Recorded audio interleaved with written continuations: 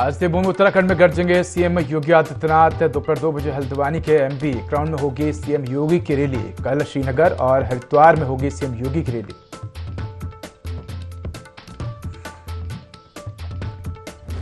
आज प्रियंका गांधी की उत्तराखंड में 2 रैलियां। रुड़की और रामनगर में जनसभा को करेंगी संबोधित। पार्टी के पक्ष में जनता से वोट देने की करेंगी अपील।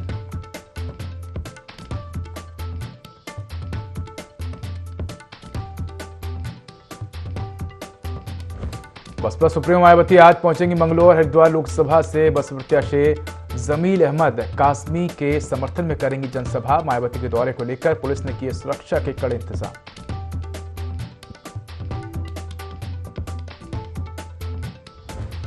कुमाऊं को साधने में जुटे मुख्यमंत्री पुष्कर सिंह धामी आज बागेश्वर और नैनीताल में करेंगे चुनावी जनसभा। तो टनकपुर में रोड शो करेंगे सीएम धामी।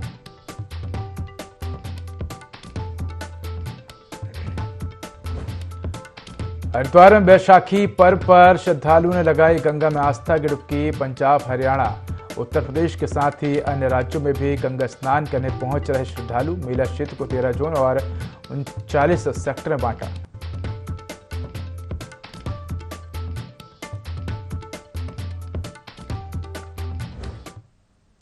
नमस्कार, मैं उदय। देवभूमि लाइव में आपका स्वागत है। बुलेटिन की शुरुआत करेंगे तमाम बड़ी खबरों के साथ और बड़ी खबर देहरादून से है, जहां उत्तराखंड में आज स्टार प्रचारक जमाएंगे रंग। तो यूपी सीएम योगी आदित्यनाथ हल्द्वानी में जनसभा करेंगे। मुख्यमंत्री पुष्कर सिंह धामी भी कुमाऊं में जनसभा रोड शो करेंगे।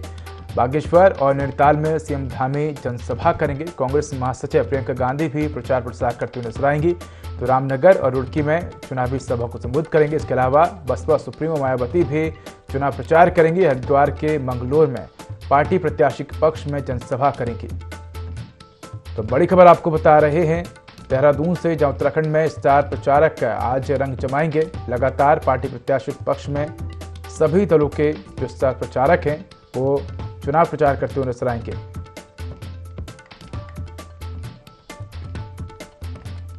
तो इसी खबर पर अधिक जानकारी के लिए हमारे साथ सहयोगी विनय सूद जुड़ चुके हैं।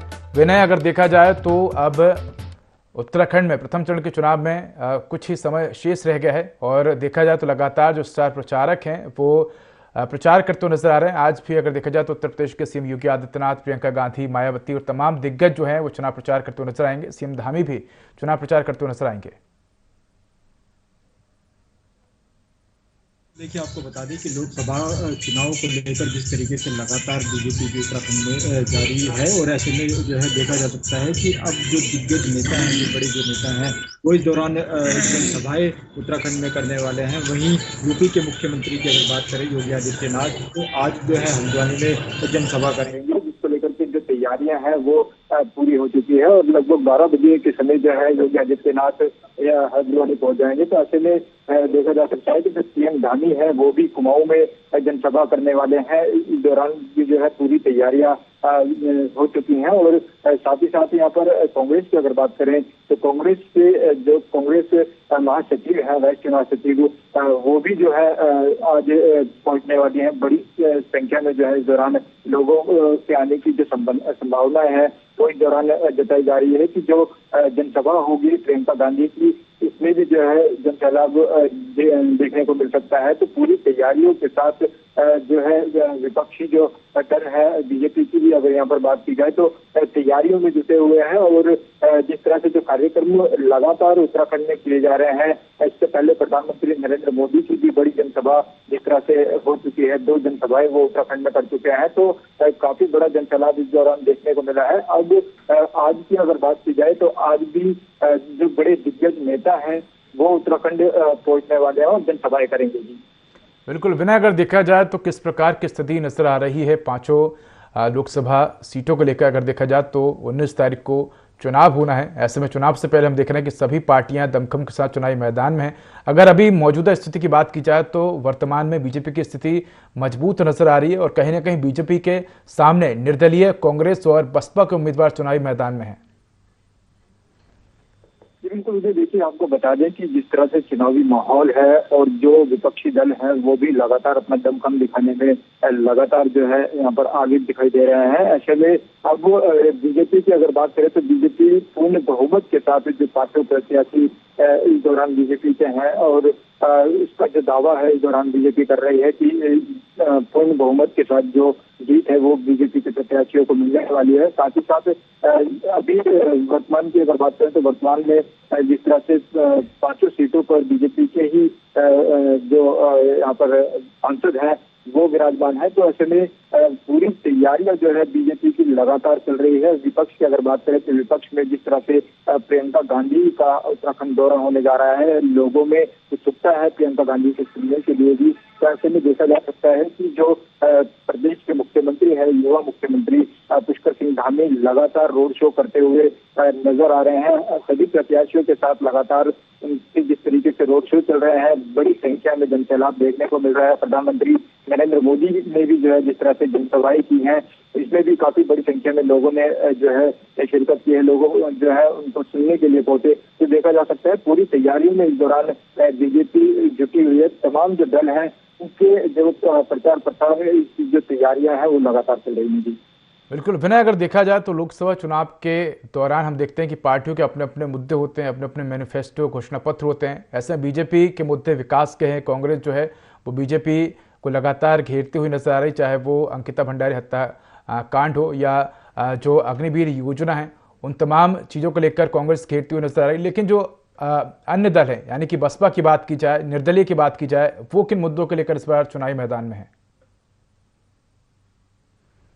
बिल्कुल, देखिए यहाँ पर अगर विपक्ष की बात करें तो विपक्ष लगातार जो है सरकार को घेरने के लिए यहाँ पर रणनीति तय करता रहा है। और अंकिता भंडारी मामला जिस तरीके से काफी बहुचर्चित इस दौरान उत्तराखंड में रहा है, उसको लेकर के लगातार कांग्रेस ने यहाँ पर सवाल खड़े किए हैं बीजेपी सरकार पर। तो ऐसे में अब देखा जा सकता है जो विपक्षी दल है, विपक्षी दल भी जो है जनता के विकास को लेकर के कार्य नीति को जो है किस तरीके से यहाँ पर आगे बढ़ाना है, क्या कुछ रणनीति इस दौरान रहनी है, सभी चीजों को ध्यान में रखते हुए जनता के बीच में जाने की जो है यहाँ पर बात कर रही है। और पूरी तैयारियों के साथ जो है दमखम दिखाने का जो मौका है, जो अवसर है इस दौरान यहाँ पर प्रत्याशियों को मिला हुआ है। तो प्रत्याशी लगातार अपने अपने लोकसभा क्षेत्र में जाकर के यहाँ पर जनता को कह सकते हैं कि लगातार तमाम दलों के जो चुनावी दौरे हैं वो जारी हैं और इसी कड़ी में आज तमाम दिग्गज उत्तराखंड में चुनावी दौरे करते हुए नजर आएंगे।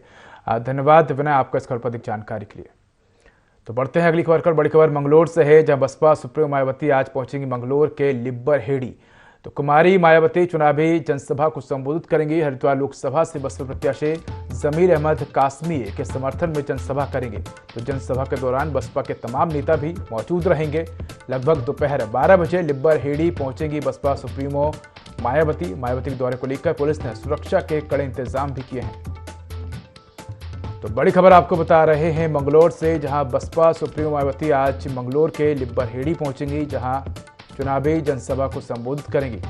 तो हरिद्वार लोकसभा से बसपा प्रत्याशी जमीर अहमद कासमी के समर्थन में जनसभा करेंगी। जनसभा के दौरान बसपा के तमाम नेता भी मौजूद रहेंगे। तो लगभग दोपहर 12 बजे लिब्बर हेड़ी पहुंचेगी बसपा सुप्रीमो मायावती। मायावती के दौरे को लेकर पुलिस ने सुरक्षा के कड़े इंतजाम भी किए हैं।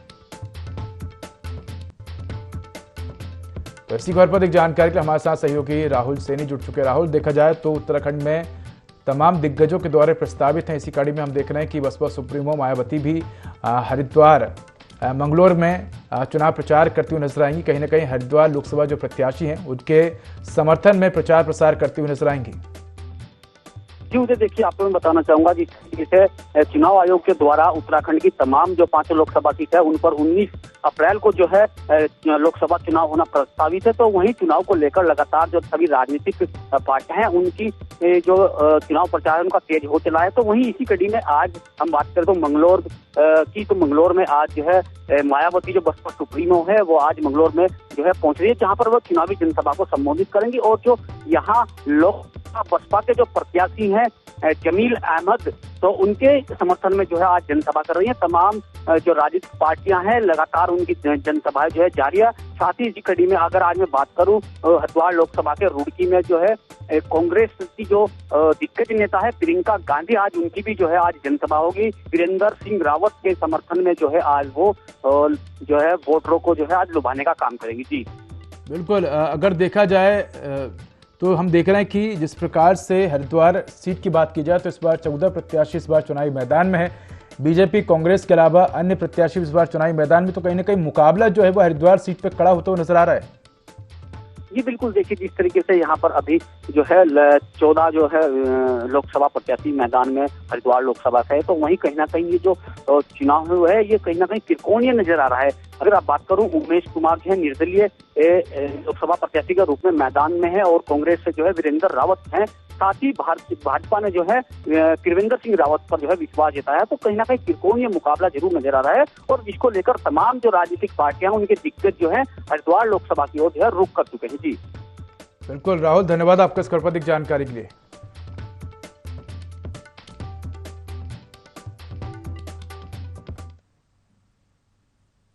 कटिमा में प्रांतीय उद्योग व्यापार मंडल ने एक कार्यक्रम का आयोजन किया जिसमें मुख्यमंत्री पुष्कर सिंह धामी शामिल। इस मौके पर उपस्थित स्थानीय व्यापारियों से संवाद करते हुए सीएम ने कहा कि खटीमा क्षेत्र से मेरा गहरा नाता रहा है।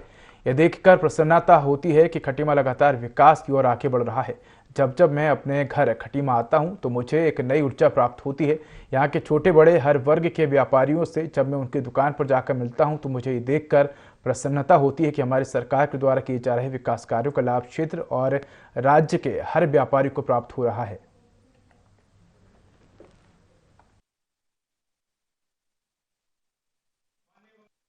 आप सबको पता है कि खटीमा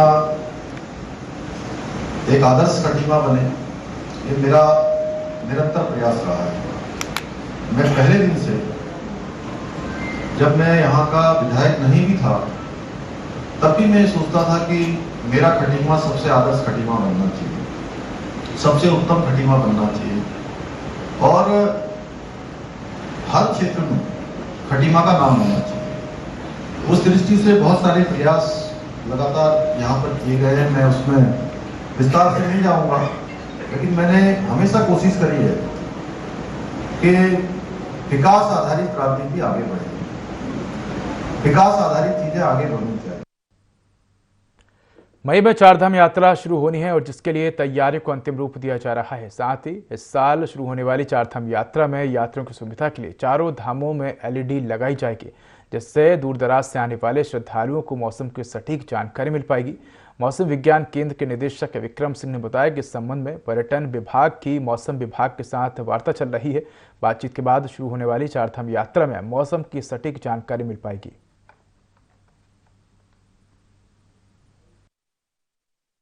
तो शुरू होनी मई में, तो जो भी जानकारी मौसम की हम लोग जो तैयार करते हैं चीज़ें, वो क्या होता है कि लोगों तक पहुंचता नहीं उतना जो है, या उनको इजीली एक्सेस नहीं हो पाता है। तो टूरिज्म डिपार्टमेंट ने अभी जो उत्तराखंड टूरिज्म डिपार्टमेंट है, तो उन्होंने जो लिंक्स है हमारा वो लिए हैं, एपीआई सब लिए हैं और उस चीज़ को जगह जगह डिस्प्ले करने वाले हैं। तो जो लोग जाएंगे अलोंग द रूट तो उनको पता चलता रहेगा कि कहाँ पे अभी क्या किस तरह की एक्टिविटी है, क्या डेवलपमेंट है। तो आप बिल्कुल कह सकते हैं कि जो नाव कास्ट है या 2-4 दिन की जो वार्निंग्स है या डे की भी जो वार्निंग है, तो वो सब चीज़ों की जानकारी बहुत अच्छे से वो जगह जगह जब डिस्प्ले होगी तो लोगों को जो है उसकी जानकारी रहेगी और वो फिर अपना उस हिसाब से जो यात्रा का जो प्लान है या बचाव कार्य है, बचाव करना अपना, तो वो चीज़ें अच्छी हो जाएगी। लोकसभा चुनाव को लेकर बीजेपी के स्टार प्रचारक धुआंधार प्रचार कर रहे हैं। उत्तर प्रदेश के मुख्यमंत्री योगी आदित्यनाथ कल हल्द्वानी में विशाल जनसभा करेंगे। सीएम योगी की जनसभा को लेकर भाजपा ने तैयारियां पूरी कर ली हैं। जनसभा स्तर पर भव्य पंडाल बनाए गए हैं जिसमें भारी संख्या में लोग शामिल होंगे। हल्द्वानी बीजेपी के स्टार प्रचारकों ने चुनावी कमान संभाल ली है।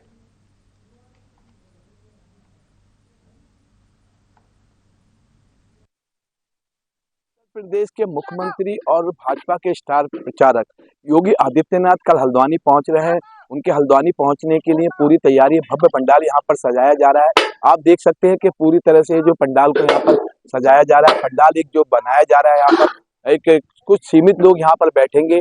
कुछ यूपी के, उत्तर प्रदेश के मंत्री भी यहाँ पर आने की उम्मीद है। और जिस प्रकार से एक भव्य रूप इस पंडाल को दिया जा रहा है, क्योंकि योगी आदित्यनाथ अपने आप में एक चेहरा है, लोग उनको सुनने के लिए दूर दूर से आते हैं। उनकी जो वक्ता होती है, उनके जो भाषण होते हैं, काफी योजना लायक होते हैं और सुनने वाले होते हैं, जिसको देखने के लिए काफी लोग यहाँ पर। अब मैं कहूँगा कैमरामैन से दिखाएं कि किस प्रकार से ये पंडाल को यहाँ पर सजाया जा रहा है। ये पंडाल है, यहाँ पर पूरी तरह से यहाँ पर 1000 की तादाद में लोग यहाँ पर आएंगे। और सुरक्षा की अगर बात करते हैं तो सुरक्षा के पुख्ता इंतजाम यहाँ पर किए गए हैं।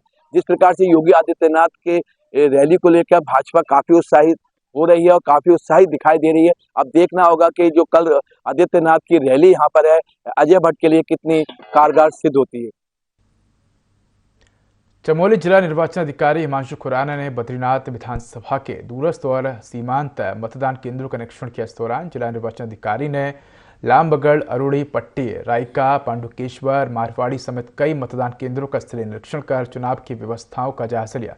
इस दौरान जिला निर्वाचन अधिकारी ने बूथों पर पेयजल, शौचालय, विद्युत रैंप एवं मतदाताओं के लिए अन्य मूलभूत सुविधाओं का निरीक्षण करते हुए बीएलओ से वोटर पर्ची वितरण कार्यों की जानकारी ली। उन्होंने निर्देशित किया कि मतदान केंद्रों पर प्रारूप के अनुसार आवश्यक जानकारी अंकित की जाए। वोटर स्लिप का 100% वितरण करते हुए मतदाताओं को जागरूक करें। मतदान केंद्रों पर मतदाताओं के लिए बैठने की उचित व्यवस्था की जाए।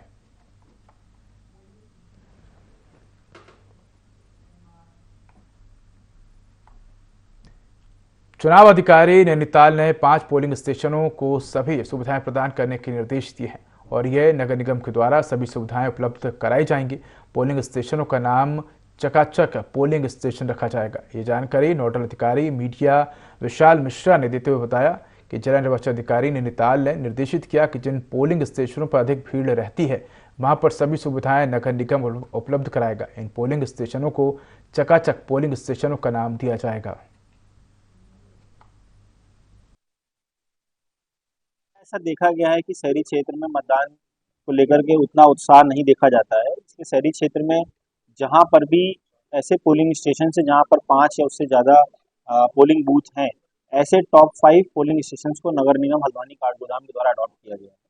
वहां पर हम यथासंभव सभी आवश्यक सुविधाएं प्रदान करेंगे। उत्तराखंड की 5 लोकसभा सीटों में से सबसे हॉट सीट मानी जा रही पौड़ी लोकसभा सीट पर भाजपा और कांग्रेस का प्रचार जोरों पर है, जबकि प्रचार के साथ आरोप प्रत्यारोप का दौर भी जारी है। पौड़ी लोकसभा सीट से कांग्रेस उम्मीदवार गणेश गोदियाल ने दावा किया है कि भारतीय जनता पार्टी पौड़ी लोकसभा क्षेत्र में अवैध रूप से शराब बांट रही है। गणेश गोदियाल ने दावा किया है कि सतपुली क्षेत्र में बंद पड़ी शराब की फैक्ट्री से 9000 से ज्यादा शराब की पेटियां बरामद की गई हैं। उन्होंने कहा कि इस प्रकरण में आबकारी आयुक्त की भूमिका की भी जांच की जानी चाहिए। वहीं कांग्रेस के इन आरोपों को भारतीय जनता पार्टी ने नकारते हुए कहा कि कांग्रेस ने जो आरोप लगाए हैं उसके अगर साक्ष्य हैं तो पेश करें। मुझे किसी गुप्त सूचना के आधार पर यह पता चला कि सतपुली में जो शराब का बॉटलिंग प्लांट है वहां परसों रात को कई ट्रकों से कई हजार शराब की पेटियां आई हैं। मैंने तत्काल वहां अपने कार्यकर्ताओं को इस बात के साथ वहां भेजा कि आप लोग वहां पर पैरवी करिए और मैं तब तक जिला प्रशासन और अन्य जगहों से बात करता हूं और वहां पर जांच कराते हैं। शराब की विभिन्न ब्रांडों की 9000 पेटियां रखी गई हैं जो परसों रात को आई हैं, ऐसी सूचना है। अतः कृपया इसकी जांच कराइए। मुझे क्या कहना है, अगर गोदियाल जी के पास उसके प्रमाण है तो वो प्रूफ करे। जिसकी पकड़ी गई है वो उसका जवाब देगा। भारतीय जनता पार्टी की कोई शराब नहीं पकड़ी गई, अनर्गल आरोप है। उत्तराखंड में लोकसभा चुनाव के मतदान में कुछ ही समय बचा है। ऐसे बीजेपी और कांग्रेस के बड़े नेता उत्तराखंड दौरे पर पहुंच रहे हैं। तो वहीं कांग्रेस की राष्ट्रीय महासचिव प्रियंका गांधी भी 13 अप्रैल को उत्तराखंड में जनसभा करने वाली हैं। राज्यसभा सांसद नरेश बंसल ने कहा कि कल प्रधानमंत्री नरेंद्र मोदी की रैली ऐतिहासिक रही। पीएम मोदी को सुनने के लिए जनसैलाब देखने को मिला, जिससे साफ होता है कि पूरा उत्तराखंड मोदीमय हो चुका है। कांग्रेस के बड़े नेताओं का उत्तराखंड दौरा सिर्फ औपचारिकता पूरी करने के लिए है। तीर्थ नगरी ऋषिकेश में विश्व के सबसे लोकप्रिय नेता भारत के यशस्वी प्रधानमंत्री श्री नरेंद्र मोदी जी की अभूतपूर्व रैली हुई। उस रैली में जिस प्रकार का उत्साह और जन समर्थन जुटा है, उसने ये बता दिया कि उत्तराखंड की 5 लोकसभा की सीटें भारतीय जनता पार्टी रिकॉर्ड मतों से जीतने वाली है। कैबिनेट मंत्री गणेश जोशी ने कहा कि राज्य की सभी 5 लोकसभा सीट पर बीजेपी बड़े अंतर से जीत दर्ज करेगी। पीएम मोदी के नेतृत्व में एक बार फिर बीजेपी की सरकार बनेगी। मंत्री गणेश जोशी ने कार्यकर्ताओं से टिहरी से बीजेपी प्रत्याशी माला राज्य लक्ष्मी शाह को जिताने के लिए घर घर जाकर प्रचार को कहा है।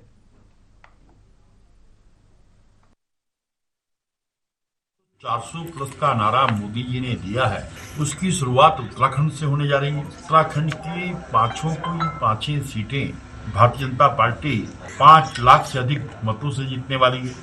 चाहे प्रधानमंत्री ग्रामीण आवास योजना के माध्यम से 2000 करोड़ देने की बात हो, उत्तराखंड को माननीय प्रधानमंत्री जी ने इतना दे दिया है कि उत्तराखंड की जनता वोट के रूप में इनके इस उपकार को चुकाने के लिए तैयार बैठी है। लोकसभा चुनाव के लिए पहले चरण के मतदान की तारीख पास आते ही सभी राजनीतिक दल अतिरिक्त सक्रिय हो गए हैं। वहीं उत्तराखंड में मतदान पहले चरण में हो रहा है, जिसके लिए भाजपा ने स्टार प्रचारकों को मैदान में उतार दिया है। इसी क्रम में केंद्रीय रक्षा मंत्री राजनाथ सिंह ने चमोली के गोचर से चुनावी बिगुल फूंका।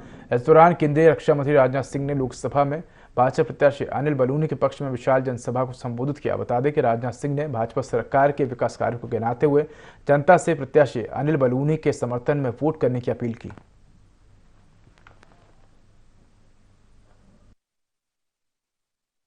उत्तराखंड को देवभूमि के रूप में भारत में ही नहीं बल्कि दुनिया के दूसरे देशों में जहां पर भारतवासी रहते हैं वो लोग भी मानते हैं। गढ़वाल से लेकर कुमायूं तक उत्तराखंड के कण कण को देवताओं का आशीर्वाद मेरे बहन भाइयों प्राप्त है। यदि मैं कहूं कि उत्तराखंड की धरती या आध्यात्मिक भूमि है, अध्यात्म की धरती है, तो यह कहना भी अतिशयोक्तिपूर्ण नहीं होगा। यहां तक कि भारत की सीमाओं को सुरक्षित करने में अहम योगदान देने का काम यदि कोई राज्य करता है तो वो उत्तराखंड राज्य करता है। अपनी जिंदगी हथेली पर लेकर भारत की सीमाओं की रक्षा करना यह कोई आसान खेल नहीं है। यह काम छोटे मन के लोग नहीं कर सकते, यह काम बड़े मन के ही लोग कर सकते।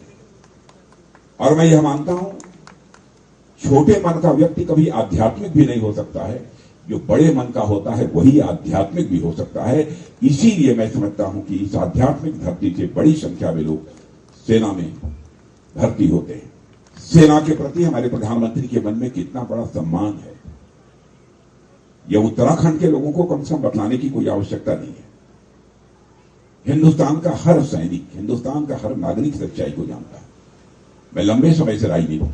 मैं जब उत्तर प्रदेश का मुख्यमंत्री था उसी समय इस उत्तर प्रदेश का विभाजन हुआ और उत्तर प्रदेश अलग राज्य बना और उत्तराखंड अलग राज्य बना। पहले से पहले उस समय भी बराबर यह मांग होती थी पूर्व सैनिकों के द्वारा कि 1 रैंक 1 पेंशन लागू की जानी चाहिए। 2013 में जब हमारे मोदी जी प्रधानमंत्री के उम्मीदवार के रूप में घोषित हुए तो उस समय पार्टी का राष्ट्रीय अध्यक्ष मैं ही था। हरियाणा की एक सार्वजनिक सभा को संबोधित करने जा रहे थे। उन्होंने कहा कि अध्यक्ष जी मैं हरियाणा की एक सभा को संबोधित करने जा रहा हूं जिसमें कि अधिकांश हमारे पूर्व सैनिक रहते हैं और आप भी जानते हैं कि हमारे पूर्व सैनिक लंबे समय से बराबर 1 रैंक 1 पेंशन लागू किए जाने की मांग कर रहे हैं। क्या करना चाहिए? मैंने कहा आपका क्या मत है? उन्होंने कहा कि उनका कहना था कि लागू किया जाना चाहिए और उस हरियाणा की एक बड़ी सभा में जाकर उन्होंने घोषणा कर दी हमारी सरकार बनेगी तो हम 1 रैंक 1 पेंशन को लागू करेंगे बहनों भाइयों। और उन्होंने सरकार बनने के बाद देर नहीं की और हमारे देश के बहादुर जवानों के लिए 1 रैंक 1 पेंशन यह सुविधा लागू कर दी।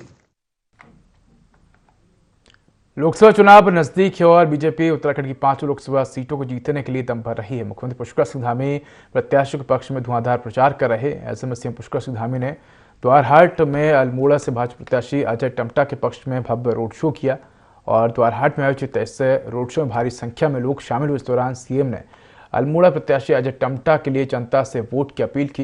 रोड शो के बाद सीएम ने जनसभा को संबोधित कर भाजपा सरकार के काम गिनाए।